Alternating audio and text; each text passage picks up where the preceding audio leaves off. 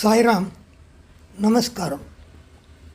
நாம் முன் பிறப்பின் எந்த இரகசியத்தினால் இந்த பிறப்பிலே சுக துக்கங்களை அனுபவித்து கொண்டிருக்கிறோம், எதனால் நமக்கு இப்படிப்பட்ட ஒரு பிறப்பு, எதனால் நமக்கு இப்படிப்பட்ட ஒரு தாய் தந்தையர்கள் என்று பார்த்து கொண்டு வந்திருக்கிறோம்.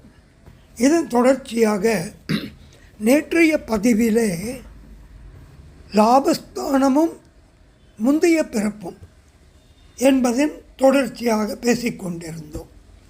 இப்பொழுது நேற்றைய தினம் லாபம் என்றால் எது லாபம் என்பதை குறிப்பிட்டிருந்தேன்.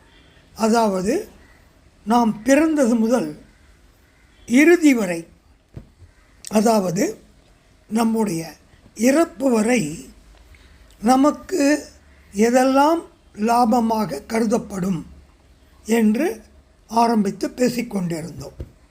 இப்பொழுது அதிலே குறிப்பாக ஒவ்வொன்றை பற்றியும் சிறிது விளக்கமாக கூறலாம் என்று முற்படுகிறேன். இப்பொழுது ஒரு குழந்தை பிறக்கிறது என்றால் அந்த குழந்தைக்கு தாய் தகப்பன் இருவரும் இருக்க வேண்டும். அந்த தாய் தகப்பன் நல்ல வசதியாக இருக்க வேண்டும் என்று இருந்தால் அது லாபம், அதாவது குழந்தை பருவத்திலே லாபம். ஆனால் இவை ஏற்படவில்லை என்றால், குழந்தை பிறந்து 2 வருடம் 3 வருடங்களுக்குள்ளாக தாய் தந்தை இருவரையுமே இழக்கக்கூடிய குழந்தைகள், இதை இன்றைய காலகட்டத்திலே இந்த உலகத்திலே எர்த்குவேக் என்கிறோம், சுனாமி என்கிறோம், எரிமலை என்கிறோம், போர் சூழல் என்கிறோம். இதனால் எவ்வளவோ குடும்பங்கள் வீணாகி இருக்கின்றன. அந்த எவ்வளவோ குடும்பங்கள் வீணாகி இருந்தாலும் நாம் தினந்தோறும் டிவியிலும் யூடியூப் சேனலிலும் மற்றும் பேப்பரிலும் படித்து கொண்டிருக்கிறோம். கொத்து கொத்தாக மனிதர்கள் இறந்து கொண்டே இருக்கிறார்கள்.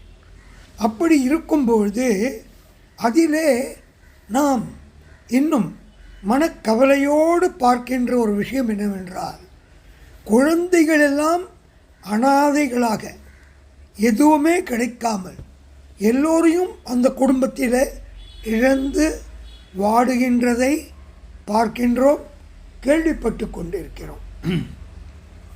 இவையெல்லாம் எதனால்? இதற்கு ஏதாவது ஒரு பின்புல காரணம் இருக்க வேண்டும் அல்லவா? எந்த ஒரு நமது முன்பிறவியினுடைய தீய கர்மாவினால் இது இன்றைக்கு ஏற்பட்டது.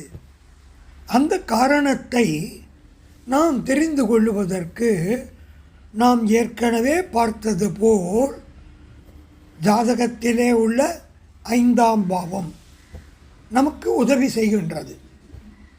ஒருவருடைய ஜாதகத்திலே உதாரணத்திற்கு மேஷ லக்னத்துக்காரர்கள், அவர்களுக்கு 5ஆம் பாவமானது சிம்மமாகும். இப்படிப்பட்ட 5ஆம் பாவத்திற்கு உண்டான சிம்மத்துக்கு உண்டான சூரியன் துலாத்திலே போய் நீச்சம் அடைவது, அதாவது தகப்பனை குறிப்பது, அல்லது மிதுன லக்னத்திலே இருந்து 5ஆம் பாவமான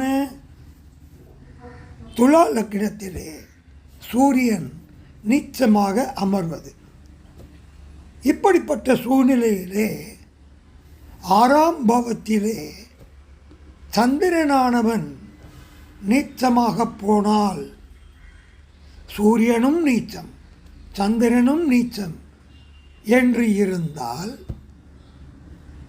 இப்படிப்பட்ட ஜாதகர்களுக்கு தாய் தந்தை இருவருமே மிக குறுகிய காலகட்டத்திலே காணாமல் போயிருப்பார்கள்.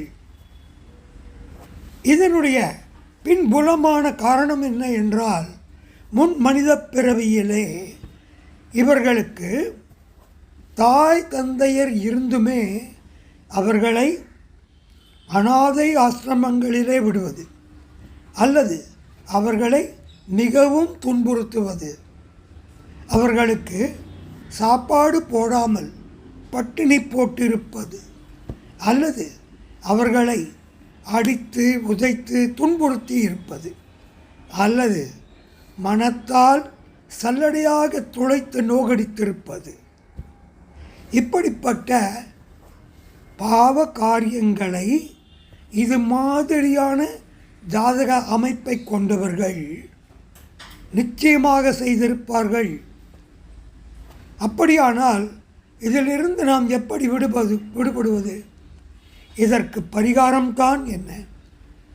இப்படிப்பட்டவர்கள் மாதம் ஒரு முறை அமாவாசை அன்று இவர்கள் பித்தர்களுக்கு செய்ய வேண்டிய கடமைகளை எல்லாம் செய்து முடித்துவிட்டு முதியோர் இல்லங்களுக்கு சென்று அங்கே உள்ள முதியோர்களுக்கு தேவையான பொருட்களை வாங்கி கொடுப்பது மட்டுமல்ல, பணிவிடை செய்ய வேண்டும்.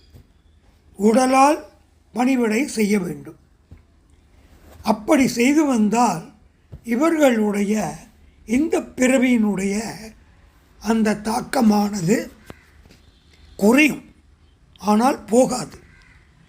இப்படிப்பட்ட ஜாதகருக்கு இந்த பிறவியிலே என்ன கஷ்டங்கள் எல்லாம் வந்திருக்கும், இவர்கள் எப்படி அனுபவித்து கொண்டிருப்பார்கள் என்பதனை அடுத்த பதிவுகளிலே விவரமாக நாம் பார்க்கலாம். சாய்ராம், சாய்ராம், சாய்ராம். நமஸ்காரம்.